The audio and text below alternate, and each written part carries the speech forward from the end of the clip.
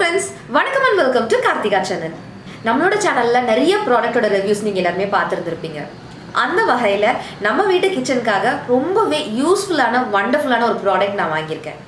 So அந்த ப்ராடக்ட்டை நான் பிரித்து பார்த்த உடனே அவ்வளோ அமேசிங்காக ரொம்ப ஹாப்பியாக ஃபீல் பண்ணேன். அண்ட் இதையுமே நம்ம சேனலில் ரிவ்யூ பண்ணால் என்ன அப்படின்னு தோணுச்சு. ஸோ இந்த ப்ராடக்ட் என்ன அப்படின்னு பார்த்தீங்கன்னா ஜீக் பிராண்டோடைய RoboCook குக்கர் தான் வாங்கியிருக்கேன். அண்ட் இந்த ப்ராடக்ட்டை பற்றின ஃபுல் ரிவ்யூ வீடியோவாக தான் இது இருக்க போகுது. அது மட்டும் இல்லாமல் இதை யூஸ் பண்ணி நான் ஒரு சூப்பரான அமேசிங்கான ரெசிபியை இன்றைக்கி செஞ்சு காட்ட போகிறேன். வாங்க இதோட ஃபீச்சர்ஸ்லாம் தெரிஞ்சுக்கலாம். ஃப்ரெண்ட்ஸ், நான் இந்த ப்ராடக்ட் வந்து பார்த்தீங்கன்னா ஆன்லைனில் தான் வாங்கியிருந்தேன். அதோடைய லிங்க்கை வந்து டிஸ்கிரிப்ஷன் பாக்ஸில் கொடுக்குறேன், வேணுன்றவங்க பார்த்து யூஸ் பண்ணிக்கோங்க. நான் வாங்கியிருக்க ப்ராடக்டோடைய கெப்பாசிட்டி வந்து பார்த்தீங்கன்னா 5 லிட்டர் கெப்பாசிட்டி இது. நான் இப்போ வந்து அன்பாக்ஸ் பண்ணி உங்களுக்கு காமிக்கிறேன். RoboCook என்ற நேம்க்கு ஏற்ற மாதிரி இது ஒரு ரொபோட்டிக்கான குக் பண்ணக்கூடிய ஒரு விஷயங்கள்லாம் இல்லை, நிறைய விஷயங்கள் ஃபீச்சர்ஸ் இருக்குது. நம்ம ஓப்பன் பண்ணி அதில் என்னென்னலாம் இருக்குது அப்படின்றத பார்த்துட்டு அடுத்து நான் ஒரு ஃபீச்சராக உங்களுக்கு எக்ஸ்பிளைன் பண்ணுறேன்.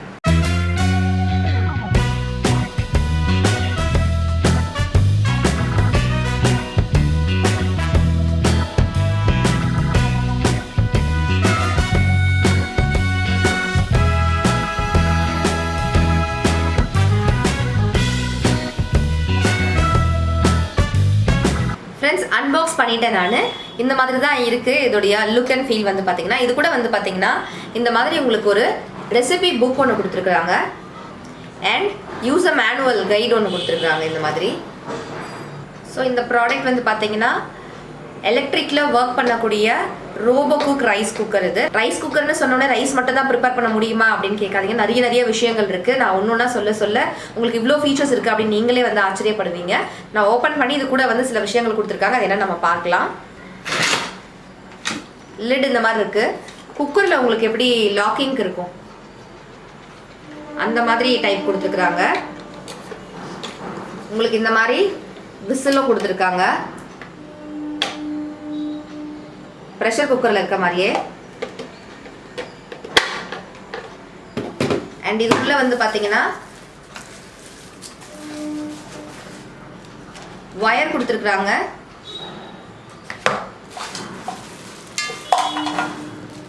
மெஷரிங் கப், ஒரு ஸ்பூன் கொடுத்துருக்குறாங்க.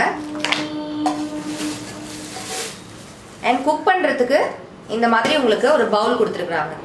இந்த குக்கிங் பாட் வந்து பார்த்தீங்கன்னா ஆனடைஸ்ட் டெஃப்லான் கோட்டிங் கொடுக்கப்பட்ட ஒரு பாட். இது எதுக்காக இந்த மாதிரி கொடுத்துருக்குறாங்க ஆனடைஸ்ட் அண்ட் டெஃப்லான் கோட்டிங்னு பார்த்தீங்கன்னா உங்களுக்கு நான்ஸ்டிக்கில் எப்படி ஒட்டாமல் சமைப்போம் இல்லைங்களா, அதே மாதிரி அந்த நான்ஸ்டிக் ஃபீல் உங்களுக்கு சமைக்கும் போது கிடைக்கணும் அப்படின்றதுக்காக அந்த மாதிரி கொடுத்துருக்குறாங்க. ஸோ இதோடைய கெப்பாசிட்டி வந்து பார்த்தீங்கன்னா 5 லிட்டர்ஸ். ஸோ உள்ளே வந்து பார்த்தீங்கன்னா இப்படி தான் இருக்குது. ஃப்ரெண்ட்ஸ், நம்ம வீட்டுக்கு நான் எந்த பொருள் வாங்குறதா இருந்தாலும் அலசி ஆராய்ஞ்சு அதோட ஃபீச்சர்ஸ்லாம் பார்த்து அதோட ரிவ்யூஸ்லாம் படித்து அதுக்கப்புறம் தான் நான் வாங்குவேன்னு உங்கள் எல்லாருக்குமே தெரியும். ஸோ அந்த வகையில் இந்த ஜீக் RoboCook நான் வாங்குறதுக்கு நிறைய முக்கியமான விஷயங்கள் காரணங்கள்லாம் இருக்குது. அந்த காரணங்களில் ரொம்ப முக்கியமான காரணம் என்ன அப்படின்னு பார்த்தீங்கன்னா இதில் வந்து 11 ப்ரீசெட் மெனூஸ் இருக்குது. ப்ரீசெட் மெனூஸ்னால் நம்ம ஒரு ரைஸ் குக்கர்னால் என்ன பண்ணுவோம், நம்மளா டைமர் செட் பண்ணுவோம், நம்மளா வந்து ஹீட் வந்து உங்களுக்கு லோவாக வேணுமா, மீடியமாக வேணுமா, ஹையாக வேணுமான்னு அதெல்லாம் அட்ஜஸ்ட் பண்ணுவோம் இல்லைங்களா. உங்களுக்கு என்னென்ன மாதிரியான குக்கிங் தேவையோ அந்தந்த குக்கிங்க்கு ஏற்ற மாதிரி ப்ரீசெட்டாக அவங்களே ஆப்ஷன்ஸ் வந்து உங்களுக்கு டிஜிட்டலில் இங்கே கொடுத்துருக்குறாங்க. So 11 different types of preset menus already உங்களுக்கு அவைலபிளாக இருக்குது. என்னடா ஏதோ ப்ரீசெட் மெனு சொல்கிறேன் அப்படின்னு நினைக்காதீங்க. அதாவது பார்த்தீங்கன்னா ஒன்றுமே இல்லை, ரெகுலராக நம்ம வீட்டில் செய்யக்கூடிய சமையல் தாங்க. இட்லி, அடுத்து சூப்பாக இருக்கட்டும், எல்லா விதமான வெரைட்டி ரைஸஸாக இருக்கட்டும், நான்வெஜ் வெரைட்டிஸாக இருக்கட்டும், இல்லை பொங்கல், புலாவ்ஸ், இந்த மாதிரி எல்லாமே இருக்கட்டும். அது மட்டும் இல்லாமல் பார்த்தீங்கன்னா கிரேவி ஐட்டம்ஸ்லேருந்து எல்லாமே உங்களுக்கு வந்து இது ஒன்றுத்துலேயே நம்ம வந்து சமைச்சிடலாம். இதுக்கு தேவையான ப்ரீசெட் மெனூஸ் வந்து எல்லாமே உங்களுக்கு இங்கே கொடுத்துருக்குறாங்க. ஸோ சிக்கனுக்கு வந்து எவ்வளோ டைம் வைக்கணும், மட்டனுக்கு எவ்வளோ டைம் வைக்கணும், என்ன ஹீட் வைக்கணும் அப்படின்றத நம்ம யோசிக்கவே தேவையில்லை. சிக்கனுக்குன்னு தனியாக மெனு அவங்களே ப்ரீசெட்டாக ஒரு பட்டன் கொடுத்துருக்காங்க. சிக்கனுக்கு தனியாக, ஃபிஷ்க்கு தனியாக, மட்டனுக்கு தனியாக, சன்னாக்கு தனியாக, பொங்கலுக்கு என்ன வைக்கணும், 11 விதமான ப்ரீசெட் ஆப்ஷன்ஸ் வந்து அவங்களே உங்களுக்கு அழகாக கொடுத்துருக்குறாங்க. ஃப்ரெண்ட்ஸ், இந்த ப்ராடக்ட்டில் வந்து பார்த்தீங்கன்னா 7 சேஃப்டி கார்ட்ஸ் இருக்குது. அதாவது வந்து பார்த்தீங்கன்னா மல்டி லேயர்ட் சேஃப்டி மெக்கானிசம் வந்து யூஸ் பண்ணியிருக்கிறாங்க. அதனால பயப்படவே தேவையில்லை, ஃப்ரீயாக பயம் இல்லாமல் நம்ம இதை யூஸ் பண்ணலாம். ஏன்னா எந்த ஒரு ப்ராடக்டாக இருந்தாலுமே யூஸ் பண்ணுறதுக்கு நம்ம பயப்படுவோம் இல்லையா, பயம்லாம் உங்களுக்கு தேவையே இல்லை. ஏன்னா அவ்வளோ அழகாக சேஃப்டி மெஷர்ஸ்லாம் இதில் இருக்குது, சேஃப்டி மெக்கானிசம்லாம் யூஸ் பண்ணியிருக்கிறாங்க. இதில் வந்து பார்த்தீங்கன்னா டிஜிட்டல் குக்கிங் டேஷ்போர்ட் கொடுத்துருக்குறாங்க. இந்த டேஷ்போர்டில் வந்து பார்த்தீங்கன்னா நம்ம வந்து டிஜிட்டல் டைமர் கண்ட்ரோலில் குக்கிங் பண்ணலாம். நான் ஏற்கனவே சொன்ன மாதிரி 11 ப்ரீசெட் மெனூஸ் இருக்குது பாருங்கள்.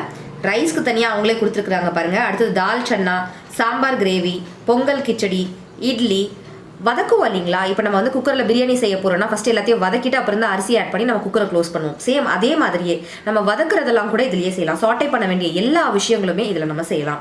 ஸோ வதக்கிறதுக்கு தேவையான ப்ரீசெட் பட்டன் இது. அடுத்தது வேண்டாம், இந்த ப்ரீசெட் மெனூஸ் வேணாம், நானே மேனுவலாக எல்லாம் செட் பண்ணணும் அப்படின்னு நினச்சிங்கன்னா மேனுவலாக செட் பண்ணுறதுக்கு இங்கே மேனுவல் பட்டன்ஸுமே இருக்குது. ஸோ ஃபிஷ்ஷுக்கு, சிக்கனுக்கு, மட்டனுக்குன்னு ஏற்ற மாதிரி நீங்கள் வந்து ப்ரீசெட் ஆப்ஷன்ஸை யூஸ் பண்ணிக்கலாம். இது எதுவுமே வேண்டாம், மேனுவலாக நான் யூஸ் பண்ணணும்னு சொன்னீங்கன்னா மேனுவல் பட்டனை நீங்கள் சூஸ் பண்ணிக்கலாம்.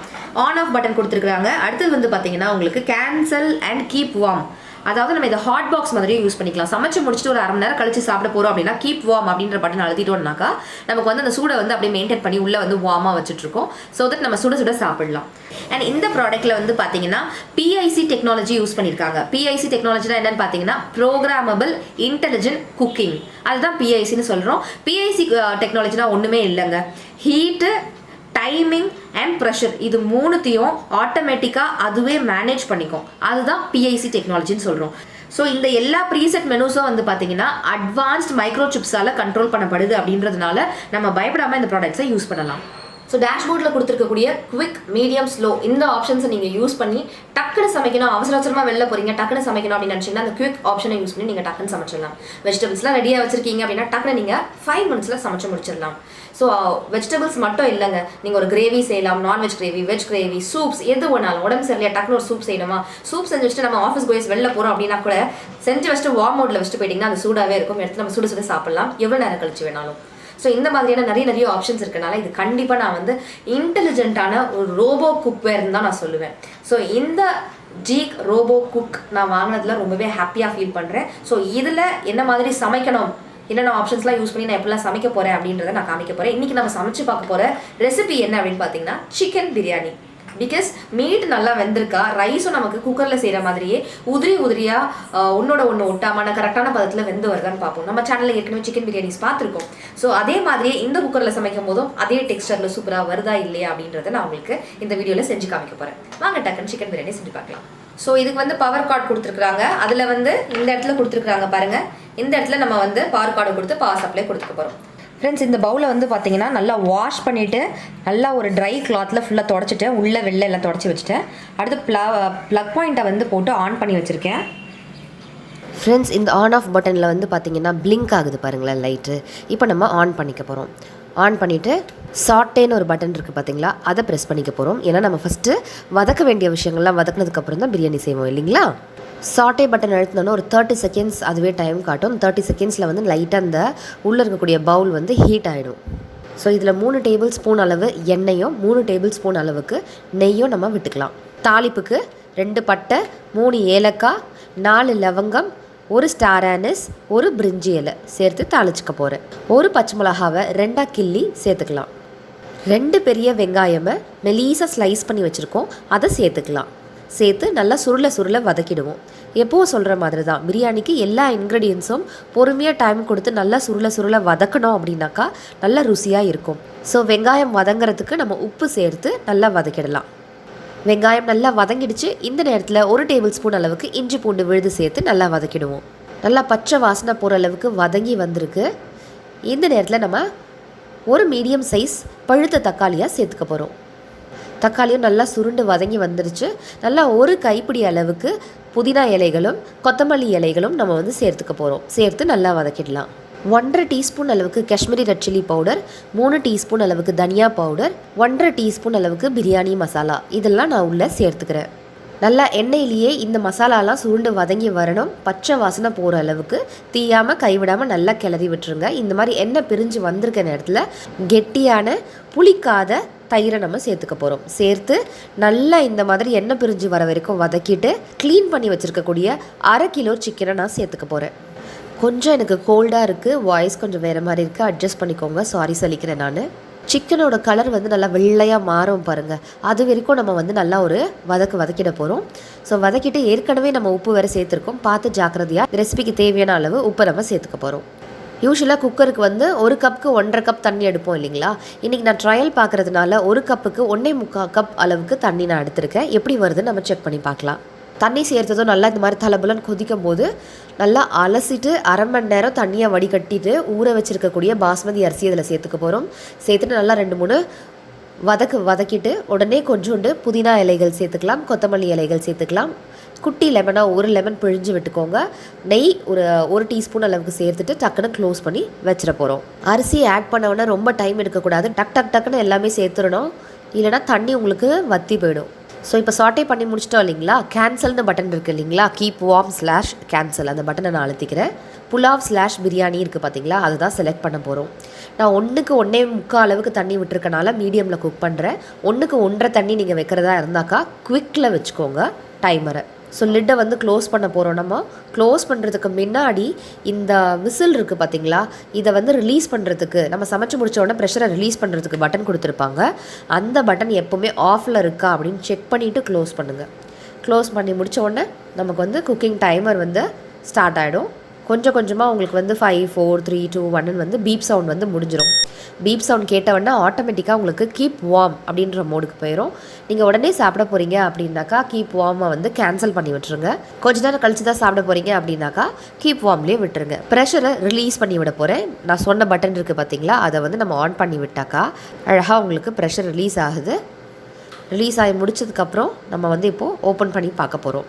ப்ரெஷர் உள்ளே இருக்கும்போது எக்காரணத்தை கொண்டும் ஓப்பன் பண்ணாதீங்க. வாவ், நிஜமாகவே அவ்வளோ ருசியாக, அவ்வளோ உதிரியாக சூப்பராக வந்திருக்கு பிரியாணி. நல்லா கலர்ஃபுல்லாக இருந்துச்சு. ஓரங்கள்லேருந்து நான் ஃபோர்க்கில் எடுத்து காமிக்கிறேன் பாருங்கள். சிக்கன் அப்படியே பஞ்சு போல் வெந்திருக்கு பாருங்களேன். நான் பீஸ் காமிக்கிறேன் பாருங்கள். அழகாக துண்டு வந்து விழுது பாருங்கள். சிக்கன் பார்க்கும்போதே சூப்பராக இருக்குது. ஃப்ரெண்ட்ஸ், இந்த மாதிரி நீங்கள் பவுலில் வந்து சர்வ் பண்ணுறதுக்கு சர்விங் பாட் மாதிரி அப்படியே தூக்கிட்டு வந்துடலாம். நீங்கள் அந்த மாதிரி யூஸ் ஆகுது. எனக்கு ரொம்ப கம்ஃபர்டபுளாகவும் இருக்குது. அண்ட் ரைஸ் நல்லா புலன்னு உதிரியாக இருக்குது. நல்லா சுட ஆவி பறக்க இருக்குது. சூப்பராக இருக்குது. சிக்கன் பாருங்கள், லெக் பீஸ் பார்த்தாலே உங்களுக்கு தெரியும் அழகாக உங்களுக்கு வெந்து வந்திருக்கு. ஸோ என் சன்னுக்கு ஊட்டி விட்டுட்டே நான் சாப்பிட போகிறேன். நான் சிக்கன் சாப்பிட மாட்டேன்னு உங்களுக்கு தெரியும். பிரியாணி மட்டும் நான் சாப்பிட போகிறேன். சிக்கன் ஷர்வனுக்கு ரைஸ் வந்து பார்த்திங்கன்னா நல்லா சேமியா மாதிரி மெலிஸாக உங்களுக்கு உதிரியாக கரெக்டான கன்சிஸ்டன்சியில் வெந்திருக்கு. உதிரியாகவும் இருக்குது. சிக்கனும் கரெக்டாக வெந்திருக்கு. தீ பிடிக்கவும் இல்லை, அடியும் பிடிக்கல. எனக்குமே ஒரு டவுட் இருந்தது, நம்ம நார்மலாக சமைக்கிற பிரியாணிக்கும் இதில் செய்கிறதுக்கும் டேஸ்ட் ஏதாவது மாறுமா? நிஜமாக இல்லைங்க, சூப்பராக இருக்குது. சேம் அதே தான் டேஸ்ட் வந்து பார்த்திங்கன்னா எப்போது நம்ம எப்படி நார்மலாக சமைக்கும் போது ருசி இருக்குது அதே மாதிரியே ருசி இருக்குது.